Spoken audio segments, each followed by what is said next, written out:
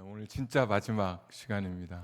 지난주가 마지막인 줄 알았는데 오늘 결산하고 말씀을 마치도록 하겠습니다. 우리가 오늘 읽었던 말씀은 민수기의 시간이 언제인지, 장소는 어디인지, 목적지는 어디인지를 우리에게 가르쳐 주고 있습니다. 10절, 11절 둘째 해 둘째 달 수문 아래 구름이 증거의 성막에서 떠오르매 둘째 해 둘째 달 출애굽한 지 둘째 해 둘째 달 2년, 그러니까 1년 지나고 2년째 드디어 12절에 보시면 광야를 지나게 됩니다. 시내 광야, 또 바란 광야, 또 그 외에 수많은 광야를 지나서 12절에 하나님의 명령을 따라 모세의 지도를 통해 결국은 가나안으로 가게 되는 여정을 담고 있는 책이 민수기입니다.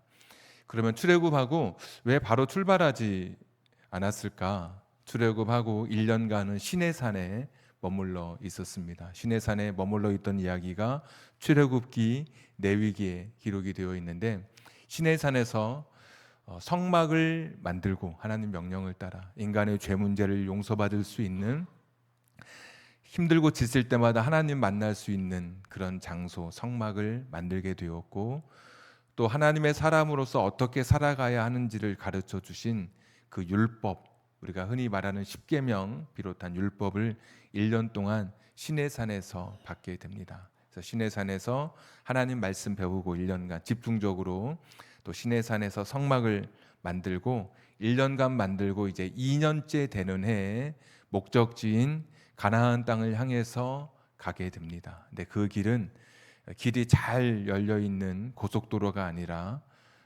12절에 있는 말씀처럼 여러 광야를 거쳐서 가는 그런 길이었습니다. 그래서 이스라엘 백성이 출애굽해서 가나안까지 가기에 그 40년의 여정, 광야의 여정을 담고 있는 책이 바로 민수기입니다. 앞에 화면 한번 보여주시면 아마 잘 안 보이실 겁니다. 이게 그동안 설교했던 쭉 1장부터 39장 내용인데 아무리 뚫어지게 보셔도 안 보이실 것 같아서 다음 한번 보여주시면 조금 크게 나옵니다. 제목만 한번 읽어보면 광야에서, 두 번째 민수기 2장은 임마누엘, 3장은 나의 나된 것은 은혜, 또 자기 목숨을 대속물로, 삶의 목적을 찾아, 거룩한 삶으로의 초대, 인간관계 매듭풀기, 시죄법 기억하실지 모르겠습니다. 죄를 시험하는 법, 자기의 몸을 구별하여 내가 복을 주리라, 사람은 잊어도, 하나님의 목소리, 광야를 지날 때, 보배로운 피, 구름이 떠오를 때까지, 11장 지나친 욕심이 사람을 망친다, 광야길, 주님의 마음을 본받아, 믿음과 불신 사이, 국률의 하나님, 나는 여호와 너희 하나님, 16장 광야 끝없는 위기의 연속, 가장 위대한 제사장, 하나님의 선택 특별한 삶, 19장 샘물과 같은 보혈은, 20장 약속의 땅 그 길의 인도자, 21장 십자가에 달리신 예수 그리스도, 신앙인의 자기 점검, 변함없는 사랑, 새 세대 새 기회. 이때가 두 번째 인구조사를 하면서 다시 새로운 세대로 하여금 가나안 땅으로 인도하시던 하나님의 특별한 또 보호하심과 돌보심이 있던 그런 민수기 26장, 27장은 사막에 핀 하나님의 보살핌, 영적 달력으로 삶을 조율하다, 하나님의 시간표, 서원, 하나님과의 약속, 31장 거룩함을 향한 여정, 광야 선택의 갈림길, 33장 애굽에서 요단까지 하나님이 그리신 지도, 도피성에서 갈보리로, 혼돈의 시대에 말씀의 나침반으로, 그리고 오늘 마지막 민수기 결산 거룩한 삶으로의 여정입니다. 다음 페이지 한 번 더 보여주시면 이렇게 했었고, 밑에 빨간색으로 39번 플러스 결산 1번은 40번 이렇게 했습니다. 그래서 모두 39번 설교했고 오늘까지 한 번 더 해서 40번 하면서 오늘 민수기를 마치게 됩니다. 어떤 집사님이 이제 성경 읽으시면서 잘 이렇게 이해 안 되는 그런 부분들은 제가 전에 설교했던 그 열왕기상이라 그랬죠? 집사님 끄떡끄떡. 예. 오늘 1부 예배 때는 헷갈리더라고요. 사무엘상이라고 하셨는지 열왕기상이라고 하셨는지. 열왕기상 읽을 때 그 전에 설교했던 것을 이렇게 유튜브가 있으니까 이렇게 듣고 읽으니까 참 많이 도움이 됐다, 이런 이야기를 해 주었습니다. 제가 그래서 열왕기상 언제 설교했나 했더니 7년 전에 했더라고요. 7년 전에 저의 젊은 모습을 보실 수 있습니다. 나중에 민수기 여러분 성경 읽다가 20장 이거 무슨 내용이지? 이럴 때 전에 했던 설교 중에 오늘 민수기 20장을 찾아서 한번 설교 다시 듣고 또 성경 읽으면 아마 우리에게 좀 더 쉽게 하나님 말씀을 접하게 되리라고 생각합니다.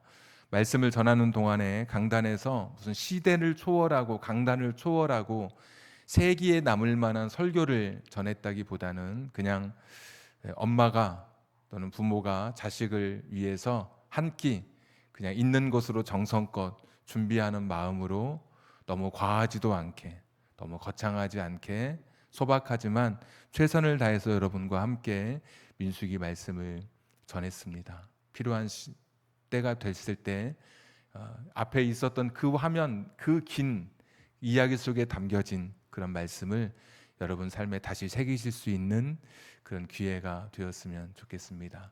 화면 한 번 더 보여주시면 고린도전서 10장 11절 말씀인데 우리 한번 읽겠습니다. 그들에게 일어난 이런 일은 본보기가 되고 또한 말세를 만난 우리를 깨우치기 위하여 기록되었느니라. 10장 11절인데 고린도전서 10장 1절부터 10절까지 보면 어떤 이야기 나오냐면 민수기 이야기 나옵니다. 민수기 이야기 쭉 나오고 11절에 이것을 기록한 것, 이게 본보기가 되고 우리로 하여금 깨우치기 위해서, 깨닫게 하기 위해서 이 말씀을 기록했다라고 이야기하고 있습니다. 저는 민수기 전체 1장부터 마지막 장까지 39번 설교한 이 내용을 가지고 전체를 쭉 묵상해 보니까 저는 제가 깨달은 것은 세 가지 깨달았습니다. 이 세 가지 말씀을 오늘 종합해서 간단하게 말씀드리고 오늘 말씀을 맺도록 하겠습니다. 첫 번째는 제가 깨달은 첫 번째 말씀은 인생의 길, 이 광야의 길은 하나님을 신뢰하며 가는 길이다라는 것을 깨닫게 됐습니다. 광야라고 하는 것이 우리가 살펴봤지만 길이 없는 곳이 광야였고 결핍과 부족으로 가득한 곳이 광야였습니다. 논과 밭이 있으면 내 힘으로 일구어서 살아낼 수 있지만 광야는 내 힘으로 무엇인가 성과를 거둬낼 수 없는 곳, 장담할 수 없는 곳이 광야입니다. 많은 사람들이 결핍과 부족 앞에 섰을 때 하나님을 향해 원망하고 불평하고 하나님을 온전히 신뢰하지 못하는 그런 모습을 우리가 민수기에서 살펴봤습니다. 조금만 부족한 것이 있으면 하나님은 정말 살아계신 게 맞습니까?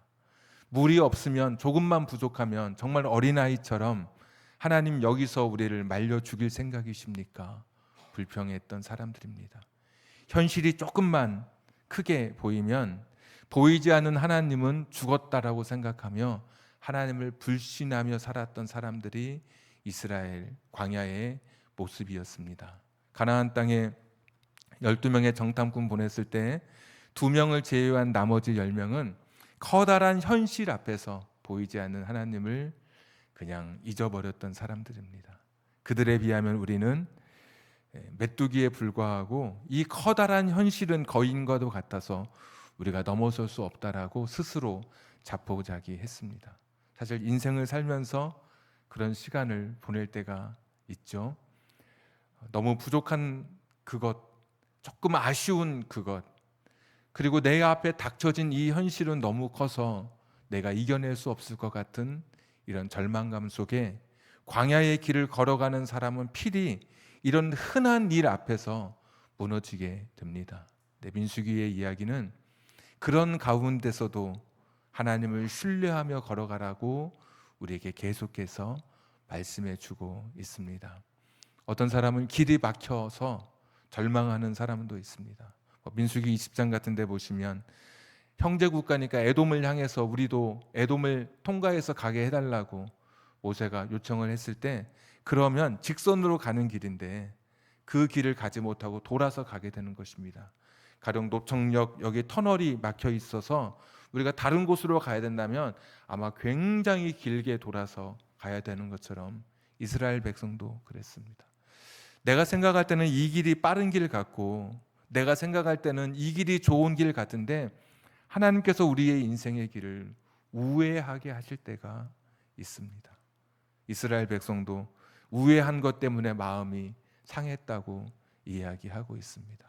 그러나 내가 다 알지 못하고 내가 다 깨닫지 못해도 내 인생을 붙들고 계신, 내 광야의 여정을 전체를 지금도 바라보고 계시고 책임져 주시는 하나님이 계시기 때문에 작은 일 하나에 절망하거나 커다란 일 앞에 무너지지 않고 여전히 문제보다 더 크신 하나님을 신뢰하면서 걸어가는 길이 진정한 광야의 길이 되는 것이고, 이것이 믿음의 사람들이 가져야 할 삶의 자세인 것입니다.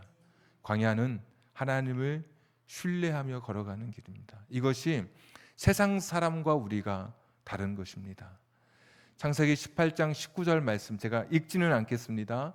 정의와 공의를 행하게 하려고 하나님이 우리를 선택했고 아브라함을 선택해서 이스라엘 민족에게 가나안 땅에 들어가게 하시는데, 정의와 공의는 하나님과 바른 관계를 맺고 사람과 바른 관계를 맺고 살아가는 삶을 우리에게 보여줍니다. 의와 공도를 행하게 하려고, 정확한 번역은 정의와 공의, 성경에 나오는 이런 삶을 살아가게 하려고 우리를 불러주셨다는 것이죠. 하나님과 바른 관계, 신이라고 하는 존재와 바른 관계는 내게 좋은 것을 줄 때만 정말 내가 믿는 하나님이 되시고, 내가 원하는 것, 내가 이루어지지 않을 때에는 하나님으로부터 뒤돌아서는 것이 아니라 하나님을 전적으로 신뢰하고, 내가 이해되지 않아도 오늘 내 앞에 닥친 현실이 너무 절망스러워도 하나님의 인도하심을 믿고 묵묵히 그 길을 걸어가는 것입니다. 가다 보면 우리를 혼란스럽게 하는 것들도 참 많이 있게 됩니다. 왜냐하면 발람 선지자라고 하는 그런 선지자가 등장해서 입만 벌리면 내 하나님이라고, 여호와 하나님이라고 말하면서 이스라엘 백성들을 결국 쾌락으로 멸망으로 이끌었던 적도 있습니다. 내가 하나님을 잘 붙들고 가다가도 조금만 우리가 경계를 게을리하면 나도 모르게 거짓 선지자에 빠져서, 거짓 가르침에 빠져서 하나님을 버리고 다른 것을 붙들게 되기도 합니다. 자꾸 세상은 하나님이 아니라, 하나님만 주실 수 있는 것이 아니라 세상도 줄 수 있다고 이야기하면서 성공도 이야기하고 무슨 기적도 이야기하고 놀라운 축복의 이야기를 하면서 우리를 하나님으로부터 자꾸 멀어지게 하려고 하지만, 그것이 더디다 할지라도 우리가 걷는 길은 전적으로 하나님을 신뢰하며 걸어가는 길입니다. 여전히 지금도 막막한 길 앞에 멈춰서 있는 그런 가정이 있습니다. 이해되지 않는 상황, 어떻게 이 문제에 대한 해답을 찾을지 아무리 물어도 답을 알지 못하는 그런 경우도 있습니다. 그런 광야의 길에도 여전히 하나님은 우리 인생의 인도자가 되어 주십니다. 민수기를 통해서 첫 번째 깨닫는 것은 이 광야의 길, 결핍, 부족, 또 내가 이해할 수 없는 일들, 나로 하여금 다른 것을 선택하도록, 다른 신을 붙들도록 유혹하는 이 많은 세상 속에서 그래도 여전히 내가 믿는 하나님 한 분을 신뢰하면서 걸어가는 길, 이것이 첫 번째 우리가 깨닫게 되는 것이고, 두 번째 깨달음은 사람과 함께 걷는 길이라고 하는 것을 민수기를 통해서 깨닫습니다. 첫 번째는 하나님을 신뢰하며 가는 길이고, 이 광야의 길은 민수기를 통해서 깨닫는 두 번째 이 광야의 길은 사람과 함께 걷는 길이다. 쭉 읽어보셨지만 많이 기억나시는 부분이 있겠지만, 조금만 힘들면 다른 사람 원망하고 불평하고 또 시기하면서 사람들이 이 광야의 길을 걸었습니다.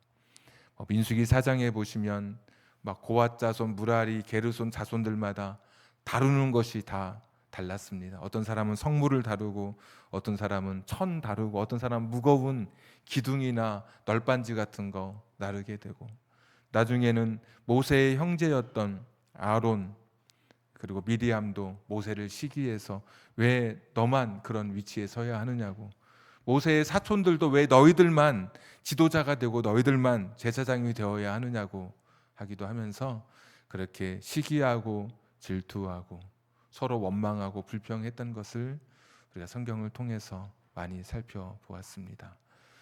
그러나 그 끝은, 그 광야의 그 길은 결코 행복할 수 없습니다.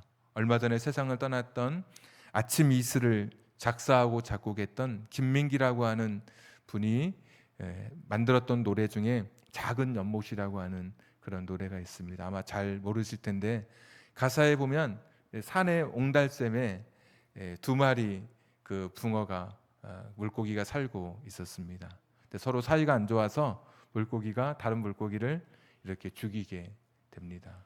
근데 그 물에 그 죽은 물고기가 썩어가면서 결국 그 물이 부패하게 되고, 나중에 살아있던 그 한 마리 그 물고기마저 다 죽어서 이제는 아무도 그 물을 찾아오지 않는 이제 죽은 연못이 되는 그런 작은 연못의 이야기, 그 노래의 가사 중에 기록되어 있습니다. 우리의 광야 길이 자칫하면 그런 길이 될 수 있습니다. 하나님을 믿는 사람들, 그리고 내가 믿는 하나님으로 인해서 창조된 다른 피조물된 우리 수많은 사람들과 함께 사람과 바른 관계를 맺으며 살아가는 그런 관계로서의 아름다운 삶을 살지 못한 채 서로의 다름을 인정하지 못하고 틀렸다고 말하고 시기하고 질투하면서 인생을 살아가는 것은 얼마나 이것이 실패한 광야의 길인지를 민수기 말씀이 정말 적나라하게 보여주고 있습니다. 다른 사람과 비교하면 끝없이 두 개의 수렁에 빠지게 됩니다. 하나는 우월감에 빠져서 교만의 수렁에 빠지게 될 것이고, 또 하나는 나보다 더 높은 사람을 바라보면 열등감에 빠져서 좌절의 수렁에 빠지게 될 것입니다. 성경은 비교의식이 아니라 창조의식을 가지라고 말씀해 주십니다. 하나님은 나를 세상의 고유한 존재로 창조해 주셨습니다. 작품도 누가 그렸느냐에 따라서, 누가 만들었느냐에 따라서 가치가 달라지게 됩니다. 제가 막 휘갈겨 써서 정말 낙서 같은 거라 할지라도 탁 내려오면 아무도 사가는 사람이 없습니다. 네, 가령 피카소, 또 유명한 미켈란젤로, 이런 사람들이 확 저랑 거의 뭐 별반 다르지 않게 해서 탁 내놓으면 사람들이 큰 돈을 주고 사가게 됩니다. 여러분 각자는 누가 만들었느냐? 하나님께서 여러분을 만드셨습니다. 하나님이 만드신 에베소서 2장 10절의 말씀처럼 여러분은 작품입니다.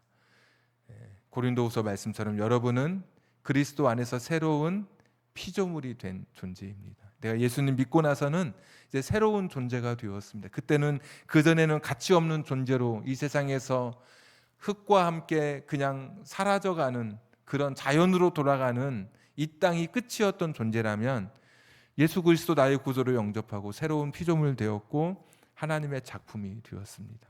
누구 바라보면서 열등감을 가질 필요도 없고, 누구 보면서 우월감으로 스스로 교만의 수렁에 빠질 필요가 없습니다. 민수기의 이야기는 사람은 사람과 함께 이 광야의 길을 걷는 것이라고 말씀해 주시고 있습니다. 시기와 질투는 자기를 병들게 합니다. 자기를 무력하게 만들고 자기 자신을 본성의 그 민낯을 드러내게 하는 것입니다. 인간의 본성이 아닌 하나님의 성품, 성령의 9가지 그 성품을 내 마음속에 신의 성품에 참여하는 자가 되어서 이 광야의 길을 함께 걸어가는 것이죠. 자존심으로 살아가는 게 아니라 우린 자존감으로 살아가는 사람들입니다. 자존심은 자꾸 밖에 사람들이 나를 어떻게 보느냐에 따라서 조금 좋게 보면 괜찮지만 조금 나를 좀 낮게 보는 것 같으면 내 자존심이 허락하지 않죠. 자꾸 밖의 시선에 영향을 받는데, 자존감은 그렇지 않습니다. 자꾸 나를 바라보는 겁니다. 하나님이 나를 지으셨는데, 이게 자존감이 높은 사람은 누구 앞에서도 주눅들지 않습니다. 나는 하나님이 만드신 사람이고, 그리고 어떤 이야기를 해도 다 받아줄 수 있는 여유가 있습니다. 자존감이 높은 사람은 또 스스로 자기를 그렇게 과시하지도 않습니다. 있는 그대로, 내 모습 그대로 나아가게 됩니다. 사람은 이렇게 자존감이 높은 사람, 자존감을 가진 사람과 함께 하기를 원합니다. 많은 사람들이. 그래서 우월감을 가지고 있거나 반대로 열등감을 가지고 있는 사람은 사실은 가까이 하기 어렵습니다. 근데 자존감을 가지고 당당하게 하나님 앞에 서는 사람, 없어도 있어도 그냥 하나님 앞에 하나님이 나를 창조한 존재로 살아가는 이런 사람이야말로 모든 사람의 친구가 되는 것이고, 많은 사람에게 위로와 용기와 힘을 주는 존재가 되는 것입니다. 그래서 광야의 길은 빨리 가려면 혼자 가는 것이고, 멀리 가려면 함께 가는 길입니다. 민수기의 이야기가 그것을 보여주고 있습니다. 민수기에서 보여주는 이 광야의 길은 사람들과 함께 가는 길, 시기하고 질투하고 누군가를 깎아내리거나 누군가를 험담하는 것이 아니라 함께 그의 부족함을 내가 채우고 그의 연약함에 대신 내가 힘이 되어주면서 함께 가는 길. 비 맞으면 우산을 씌워주고, 우산으로도 그 비를 다 피할 수 없으면 우산을 벗어 던질 채 같이 어깨동무하면서 걸어가는 길이 민수기에서 보여주는 우리의 광야길인 것입니다. 그래서 민수기에는 우리에게 깨달음을 위해서 기록되었는데, 첫 번째, 하나님을 신뢰하며 가는 길이다. 광야의 길은 확실합니다. 두 번째, 민수기가 보여주는 확실한 두 번째 길, 사람은 함께 가는 광야의 길이다. 사람은 함께 가는 길이다. 세 번째 깨달음, 마지막 깨달음인데, 십자가를 붙들고 가는 길입니다. 민수기에는 이상하게 십자가, 예수 그리스도에 대한 이야기가 참 많이 기록되어 있습니다.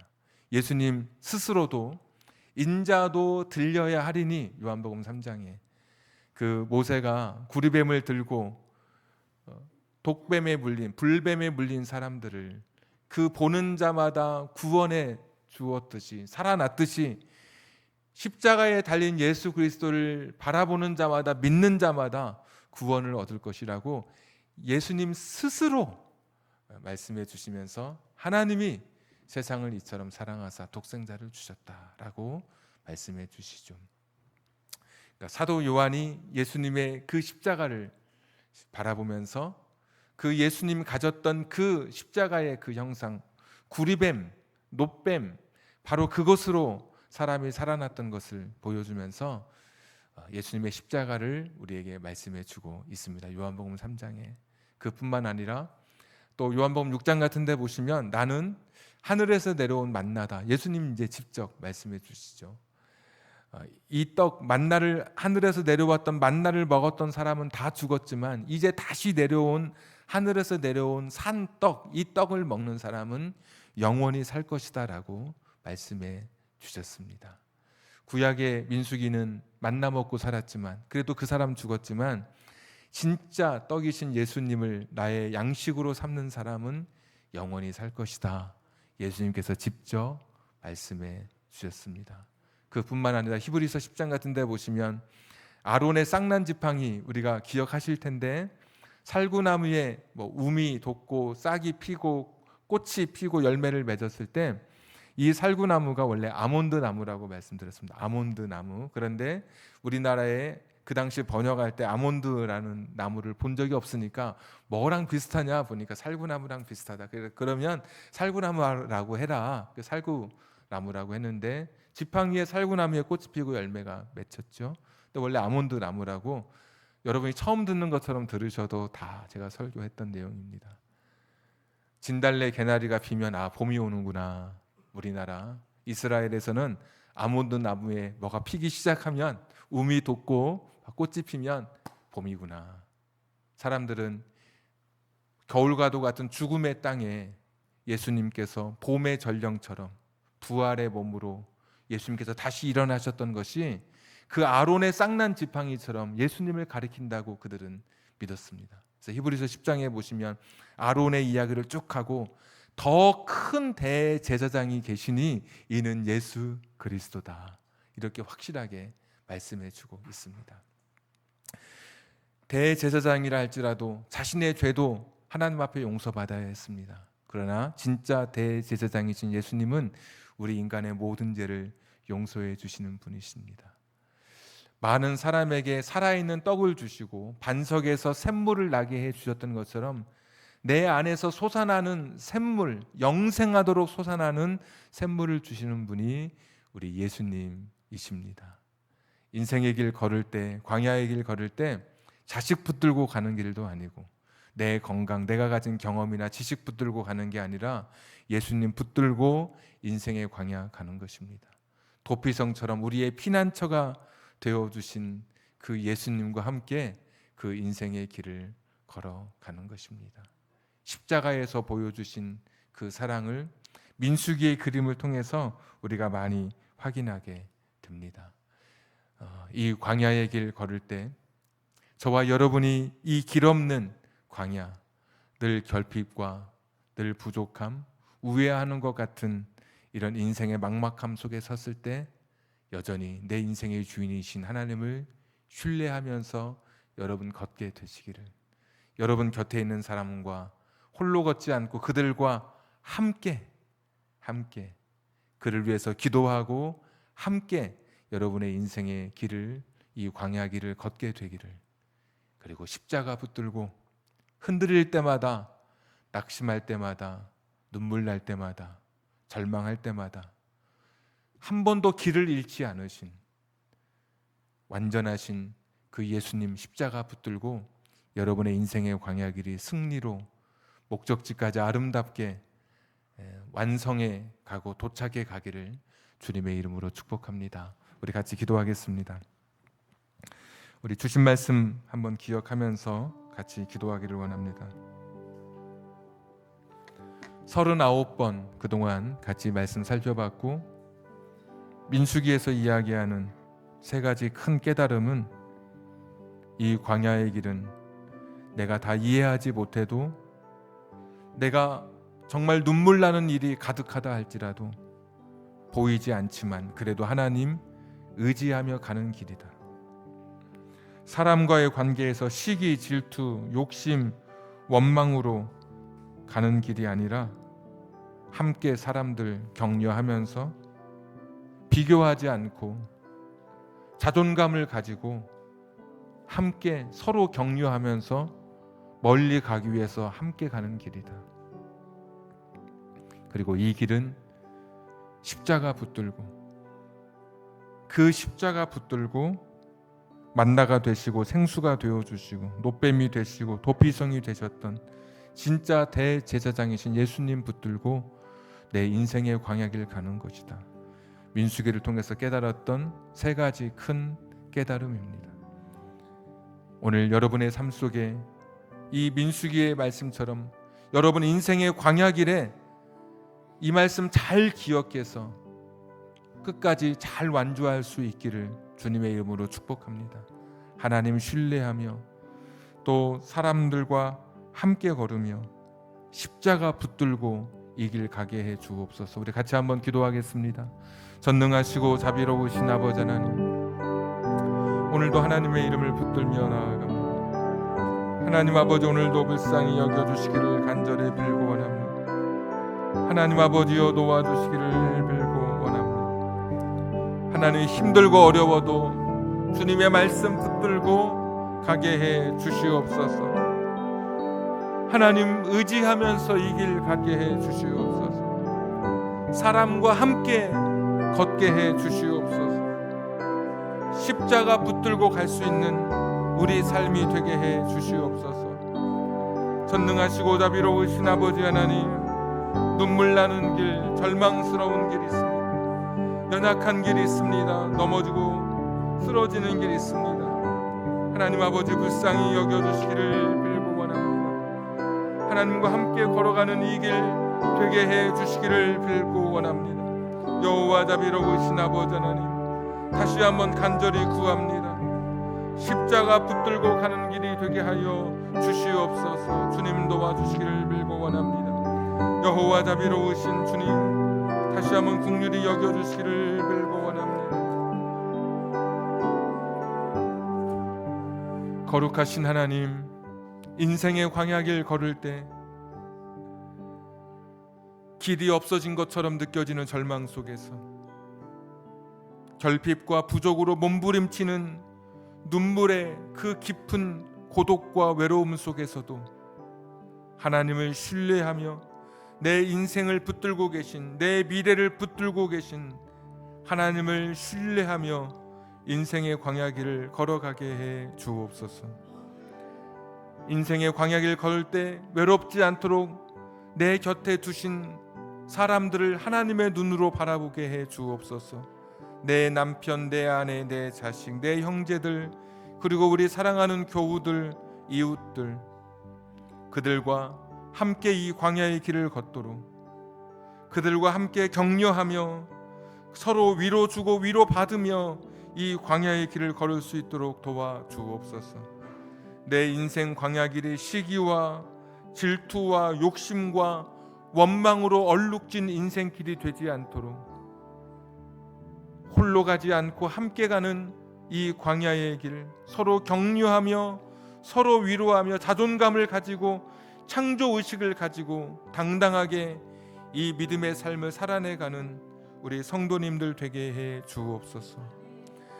내 인생 광야 곳곳에 나를 위해 힘주시고 위로해 주시고 용기 주시는, 나를 구원해 주신 그 십자가 기억하면서 흔들릴 때마다, 방향을 잃을 때마다 십자가 향하여 십자가 붙들고 이 광야의 길 걷게 해 주시옵소서. 우리 사랑하는 성도님들, 민수기의 모든 말씀을 마치고 이제 다시 다른 책을 펴지만 이 광야길 걸을 때 힘들 때마다 같이 나누었던 민수기의 말씀이 나의 삶의 방향의 이정표가 되게 해주시고 한 줄기 생수와 만나처럼 나를 먹이고 내 인생의 가란 목을 축여주는 능력의 말씀으로 이 민수기 말씀이 우리 가운데 새겨지게 해 주옵소서. 강단의 귀한 화분으로 또 자신을 주님 앞에 드리고 헌신하는 또 그 마음, 하나님 앞에 드리는 그 손길을 기억해 주시고 하나님께서 더 좋은 곳으로 갚아 주시옵소서. 이제는 우리 구주 예수 그리스도의 은혜와 하나님 아버지의 극진하신 사랑하심과 성령님 감동 감화 내주 충만하심이 광야의 길을 걷는 수많은 사람들에게 오늘도 하나님을 의지하며 가도록, 또 사람과 함께 걷도록, 십자가 붙들고 가도록 민수기 통해서 말씀 주신 것 내 마음속에 새기며 이 광야길 완주하기를 결단하는 우리 사랑하는 성도님들 위해, 저들의 가정과 직장과 사업장과 환경과 인생과 또 선물로 주신 자녀들 머리 위에 지금부터 영원까지 함께 하시기를 간절히 축원하옵나이다. 아멘.